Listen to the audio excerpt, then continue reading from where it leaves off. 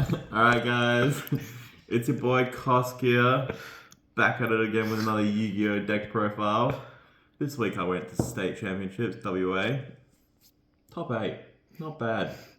Playing Lightsworn. OG days, you know? Well done.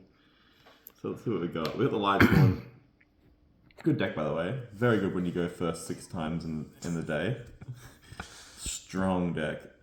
We got the Lightsworn core here. The Lightsworn part of it. It's all pretty standard.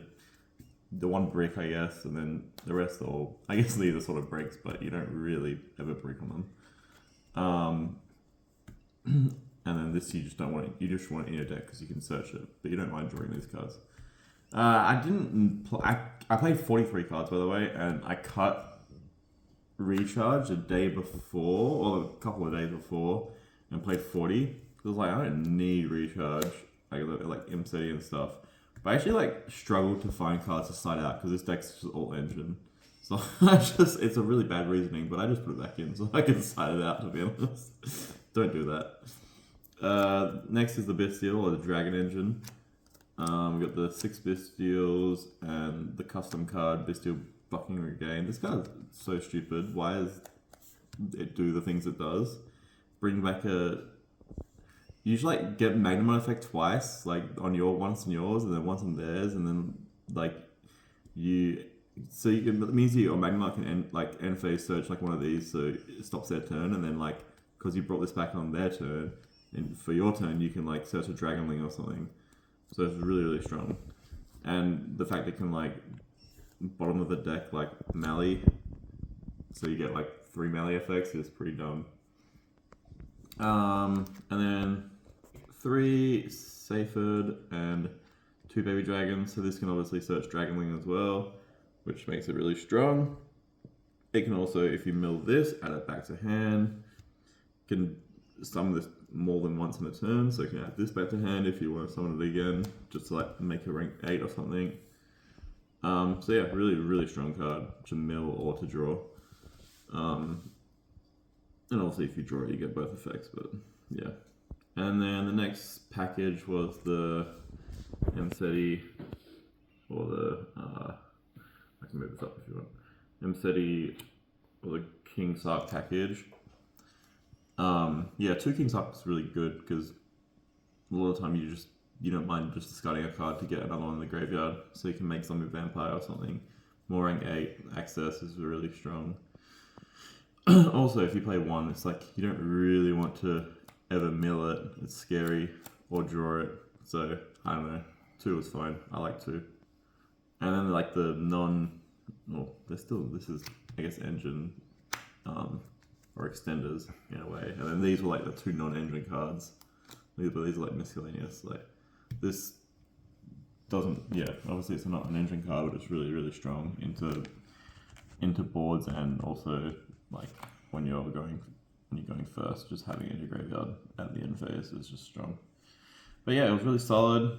I don't think I'd change much of the main deck, like maybe this whole thing, but I didn't really have a good side plan without it, so I just put it back in. Like I said, 43 cards. Thanks to Luke as well for letting me borrow a bunch of cards. Like the Fellises and shout outs later. Fuck it.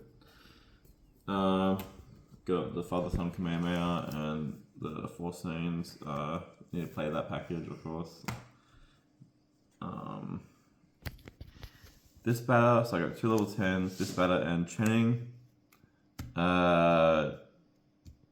Just really strong, can bring back, you know what this batter does, but it's just really strong because it can just get you going as well. Because you can bring back like Dragonling and stuff. Like sometimes you don't even need to like use it with a Mega or pair it with a Mega, it's just a strong card in general. Chenning is just really good at breaking boards, so I just thought I'd put it in, and I fucking frothed it. I thought this was really good. The 2 level 8s I play is Minerva and Omega. Pair really well together. This card gets you started, you know. If your opponent wants to imperm or veil this one, like this is the one they want to hit. Usually they can't ghost Ash it because You chainlink 2 Dragon Link to search. So yeah. And it's all 8, so you can just link. You can just exceed with it after. It's really strong. These are my links. So Appaloosa, Dark Tremor, Light Tremor, SP and IP. Pretty much made all of them. Like, yeah. All these extra cards are just like, I make all of them probably except for like 2. Maybe except for 1. Needed Hope Harbinger in my deck because there wasn't really many outs to a board wipe or like just any board wipe. So I feel like you just needed it. Yeah, and it was really strong because like a lot of times I want to put out like Apo and stuff, and I have a bunch of things that just stop monster effects, but I just have nothing to stop like a spell card, so I needed it in my deck. Zombie Vampire, busted. Beatrice, it was probably the best rank 6 to play because if I didn't draw well, I could get going. Sometimes like a Bystial, like 2 Bystials or like a Bystial and Mally or something. So yeah, I still was happy I played this because it did actually get me going in one game. This card gets you going more than this card does because it's easier to go into, and it's also very strong. You'd have to discard cards like Mally, Shufflers, Safed. Like, it's just really, really strong. And drawing 2 is just big. And you get to draw 2 and then discard 1. So, like, you don't have to discard first. Best card in the deck, probably. Like, I don't know, it just wins so many games. It's such a dumb card. I don't know why it's still illegal. And then this was, I never summoned it. I put it in just in case I needed to, I don't know, stall out a game. Sort of sucked. I don't really know what I play over it though, to be honest. Like, all the cards I summoned is the ones I needed. Maybe another link. I just couldn't think of another link that was really good, to be honest. Side deck. Cowboy. Pew pew. My favorite card.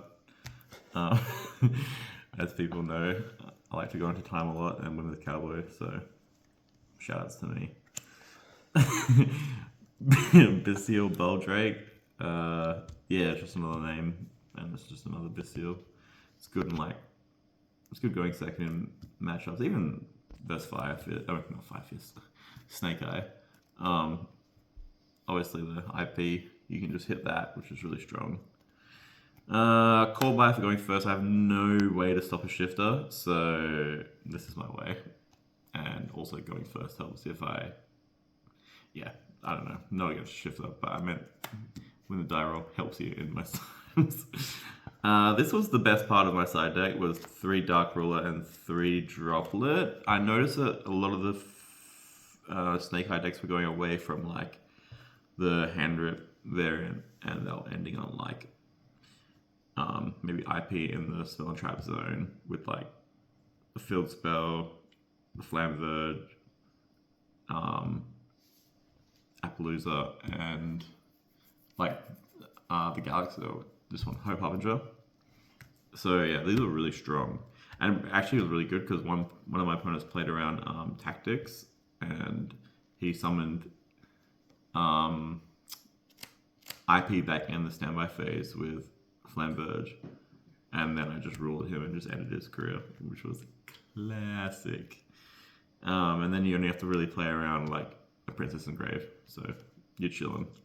And then it works in this deck, even though you don't do damage. Like the boards you make after you crack the board, like they can't really play through it because it's like a dweller and stuff. So yeah, it's really strong. 3 Cyclone, just because it's my spell and trap removal, and that's just the best one probably.